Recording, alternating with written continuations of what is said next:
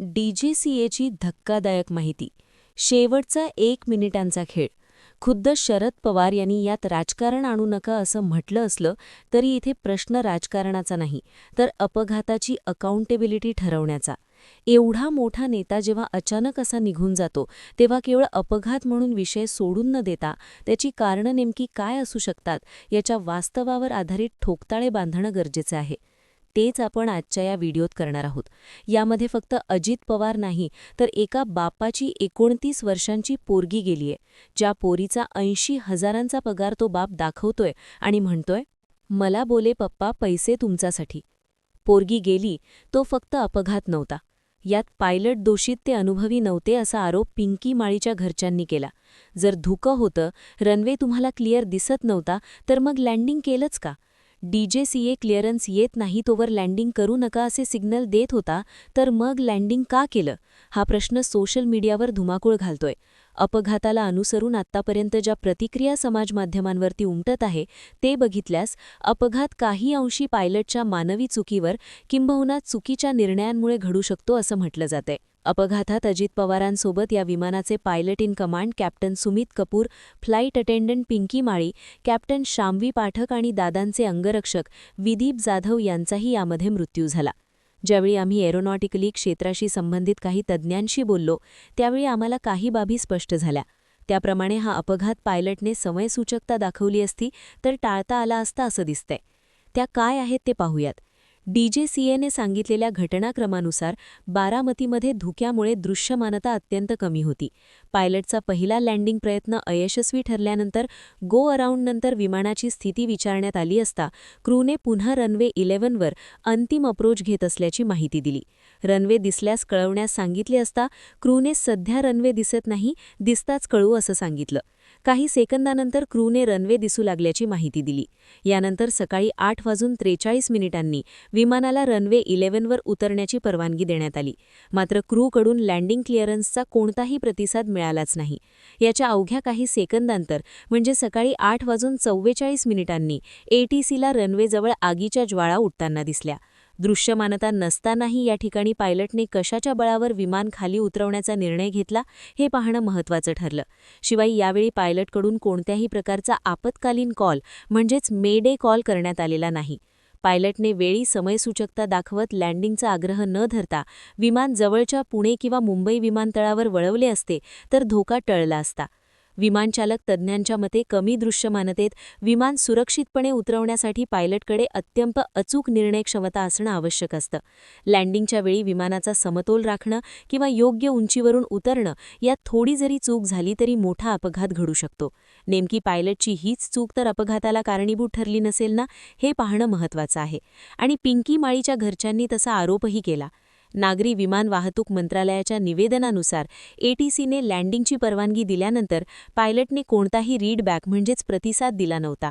हे विमानचालन नियमाचे उल्लंघन किंवा मग त्या क्षणी विमानात उद्भवलेल्या गोंधळाचे लक्षण असू शकतं, ज्याची जबाबदारी वैमानिकावरती येते असंही स्पष्टपणे सांगण्यात आले. या विमानामध्ये कॅप्टन सुमित कपूर आणि कॅप्टन शामवी पाठक हे 2 पायलट होते. ते अनुभवी नव्हते का? तर नक्कीच होते. कॅप्टन कपूर यांना तब्बल 16,500 तासांहून अधिक उड्डाणाचा दांडगा अनुभव होता, तर शामवी यांनाही जवळपास 5,000 तासांहून अधिकचा अनुभव होता. इतका मोठा अनुभव असूनही झालेला अपघात हा संशयाच्या भोवऱ्यात सापडला. दुसरीकडे दादासारख्या शिस्तप्रिय व वेळेचे बंधन पाळणाऱ्या नेत्यांना ठरलेल्या वेळेत इच्छित स्थळी उतरवण्याचा एक अदृश्य दबाव वैमानिकावर असतोच. अशा या दबावाखाली पायलटने विमान तातडीने लँड करण्याचा चुकीचा निर्णय तर घेतला नाही ना, याचीही शक्यता पडताळून पाहणं महत्त्वाचं असणार आहे. जर विमानाच्या इंजिनमध्ये किंवा लँडिंग गिअरमध्ये ऐनवेळी बिघाड झाला असेल तर ही एक तांत्रिक चूक म्हणता येईल, ज्याचा तपास आता ब्लॅक बॉक्सवरून लागेलच. विमानाने रनवेच्या सुरुवातीला जोरात धडक दिली आहे, ज्यामुळे स्फोट झाला. जर विमानाचा वेग किंवा उंची योग्य असती तर कदाचित हा क्रॅश लँडिंगमध्येही जीव वाचण्याची शक्यता उरली असती, असंही मत आता अनेक प्लॅटफॉर्मवरून व्यक्त करण्यात येत आहे.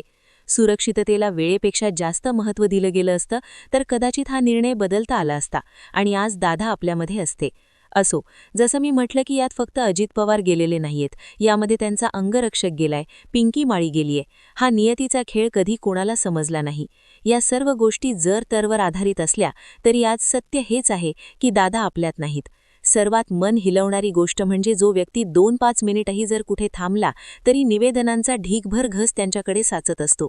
आणि अपघात नंतरच्या चित्रांमध्येही विमान अपघातानंतर घटनास्थळी सर्वत्र पसरलेली कागदं हीच दादांसाठी खऱ्या अर्थानं कामाची पावती सोडून गेलीय. कामात पक्का असलेला हा माणूस अखेरच्या श्वासापर्यंत जनतेची कामं घेऊन जगला आणि तीच कामं उराशी घेऊनच अकस्मात निघूनही गेला.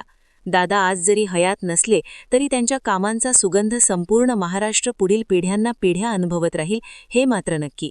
आज संपूर्ण महाराष्ट्र हळहळतोय. मनात एक बेचैनी आहे, डोळ्यामध्ये दुःख आहे आणि मनात वेदना आहे. केवळ कार्यकर्तेच नव्हे तर सर्वसामान्य नागरिकही धक्क्यात आहे. धक्का असा जो कधीही न विसरता येणारा. कालपर्यंत आपल्या रोखठोक वागण्यानं आणि भारदस्त आवाजानं दट्टा देणारे अजित पवार आज आपल्यात नाही हा विचारच अनेकांच्या मनाला न पटणारा ठरतोय.